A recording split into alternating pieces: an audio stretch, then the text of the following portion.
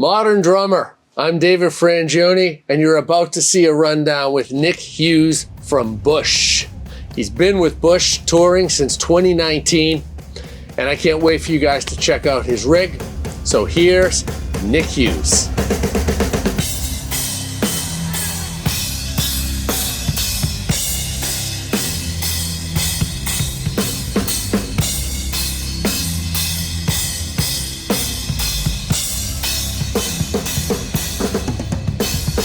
What's up, Modern Drummer? My name's Nik Hughes with the band Bush. We're in Florida at Hard Rock Live, and I wanted to talk through my kit with you guys. Here we have a DW Design Series Maple. I love it. It's actually a brand new kit on this tour with the white gloss. I had a black, matte black for the last couple tours that was beautiful. This gloss is really speaking nice. I have a collector's series at home, but what I love about the Design Series out on the road, we get a little bit more resonance, and it just speaks really beautifully within the band. Nice long tones on the toms. We do some tom intro stuff where it's just single hits and they just last for a nice little decay, and it's beautiful. On the snare, I have a bell brass 6.5 by 14. This is kind of my go-to. I have one at home in my studio. And it's just beautiful. I kind of prefer metal snares. I just like the way that they crack up top but still have the body down below.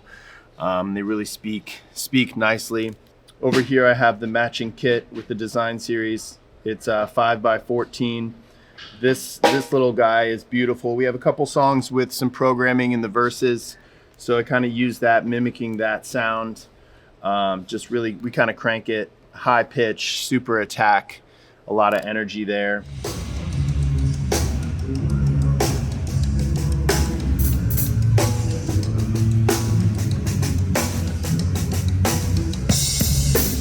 And for the toms here for DW, we have 12 by 10, 16 by 14, 18 by 16, 22 by 18 on the kick, which is kind of my preferred size. Yeah, and just I love the attack in it. Inside we have, you know, the whole Kelly Shoe microphone setup with the 91 inside of it.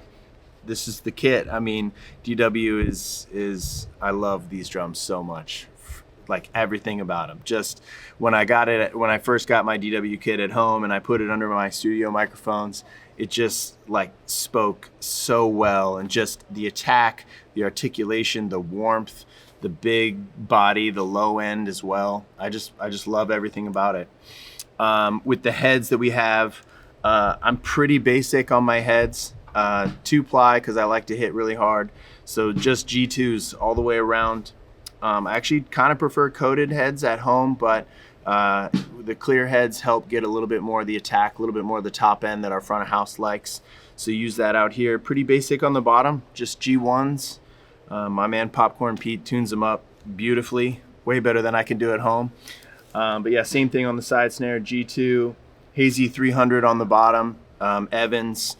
I've played Evans my whole life, and I just love the consistency of it, just the quality control, the tone, the attack, everything about it. It's just, I don't really deviate too much. Sometimes people are wanting me to try different heads. It's just a G2 just feels like home, just feels like I know what I'm gonna get out of it, which I love. Thank you for watching and supporting everything Modern Drummer is up to. Hit the subscribe button down below. It means so much to us because we can keep bringing you the best drummers and content all the time. And please check out our shop. We've got Legends books. We've got back issues. We've got swag. Everything the drumming community could want. And it's so exciting to have you guys be the best part of it. Once again, thank you, and enjoy the rest of the video. For the sticks, I'm using Vader Classic 5Bs. Again, I've played Vader my whole life. I don't love a lot of change. I just like to know what I'm gonna have and feel at home so that I can just kind of get wild and play as hard as I can, and just know that the gear is gonna be there to support whatever crazy nonsense movements and faces I'm making. But with Vader, I've played between the 5A Los Angeleses and then the 5B, and then I had been really playing 5As before joining with Bush. And Chad recommended these classic 5Bs, which are pretty much basically just between the 5A and 5B. Love them. They're just great. It's a little bit longer taper than the 5A, so I get a little bit more weight on the front end, which for, you know, a rock band like this, it just feels really great. Feels like I'm making, when I'm making an impact, it's really a big sound. That backbeat feels fat and just wide, which is kind of always what I'm going for.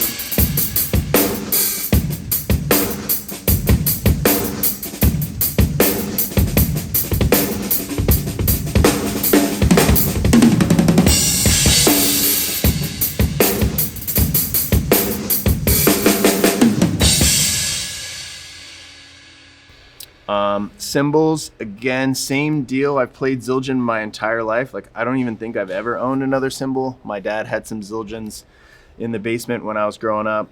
But we have, I love 15-inch hi-hats. Here we have the fat hats.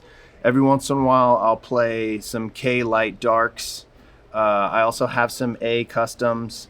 I love Ks. I love thinner, darker cymbals. But obviously in this band, I'm hitting really hard. I'm hard on cymbals in terms of breaking them. So a lot of my stuff we've switched over to A customs, which are also beautiful cymbals. I've kind of mostly used A custom crashes. We got a 1920, and then we have the AFX crash over here, 20-inch. I love this cymbal. Just gives me another color, like another palette for if I'm doing big crashes, but I want something that feel like a sort of a different accent departure from everything else. So yeah, and then I got the 22-inch A custom ride.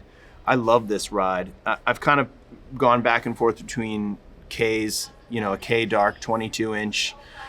Settled on this A custom. It just really gets a lovely wash. Again, it's just kind of a big sound. I'm really interested in having a wide beat. So if it's a big crash, I want it to feel like it's lasting longer than the metronome is clicking away or whatever. Same thing with my backbeat. I'm trying to make it feel wide. In this band, this, you know, there's some room for big open sounds, so that's what I'm going for a lot of times. And then on the opposite side of that, we have some splash cymbals, which actually I hadn't really played with a lot of splash cymbals before joining this band, but the records have them, and it's really used in a beautiful way, and I've actually loved having it. Got a little 12-inch K dark splash here, 10-inch A here, and then a little 8-inch. Kind of, this is the new guy on this tour, but just having some different colors depending on my left side or right side going around. And again, yeah, played Zildjian my whole life. I love it. You might see some triggers on here. We got the Roland RT30s. We don't trigger any sounds with that. That is just for gating. Again, in particular in this band, but I would say probably in general, I'm a heavy hitter. So we use that to open and close microphones so front of house can get a nice, really crystal clear sound. Also, it works wonder in our in-ears so that we're hearing everything beautifully. And yeah, just love that. In terms of microphones, same out here as in my home studio. Got some AKG 414s, Shure 57. We got some Shure mics on the toms out here. At home I use Sennheiser 421, but these Shure microphones, really great live. Again, we're getting that crack out in front. You can really hear it. Combined with the gating that we're doing, they really open up, have a nice long decay. It's beautiful. For pedals, which actually I forgot to mention earlier, all the hardware for DW 9000. I need it about as sturdy as it can be. I like to kind of rock on the riser. I like to kind of feel the energy, sweat a lot. It's important to me that, you know, we're putting on a show, not just playing music the same way we are at a studio. So I need durable, you know, heavy duty hardware, and DW9000 is probably about as heavy duty as it gets. And then again, on the pedal, I have a 9000. You'll see I have a double pedal setup. I don't use very much of it here, but we have one song called All Things Must Change where it has a little double pedal stuff in there. And I try to find another moment or two in the set that's tasteful to throw that in there, without overusing double pedal for sure. Not pictured, I'm sitting on a Porter & Davies BC2 that I love. I've had subs in the past, and then this, just feeling it right underneath you. You know, I'm obviously putting the kick drum in here. I put all my toms in there, especially we have, you know, big single tom hit intro, and it just, I feel like a god when I'm hitting it, even though I'm obviously not, but it feels so good. The Porter & Davies, I highly recommend if you don't have that at home. It's beautiful. Love and thanks to those guys as well. Thanks so much to Modern Drummer for having me. I mean, kind of like a dream come true. Grew up subscribing to the magazine, you know, literally getting physical copies to subscribing to the website and the digital copies online as that kind of became a thing. And yeah, it's a privilege. It's an honor. That's pretty much the setup, and it's a blast being out here. And you know, thank you to all the companies. I mean, I can't tell you how, as a touring musician, it's so hard, especially because I like to hit hard, having companies that make beautiful instruments. All the people from Chad to Kirsten to Garrison to Steve Lobmeyer at Evans, like everybody's been so amazing to me and just getting me what I need if I, you know, again, if I hit hard and I break something and I need something. But yeah, this is my setup. This is my home. I'm 5 feet in the air. I love being up and just getting to watch the whole show every night. It's kind of like driving a Ferrari back here with Gav and Chris and Corey, and it's been a lot of fun. So hope you guys see a show soon, and thanks very much.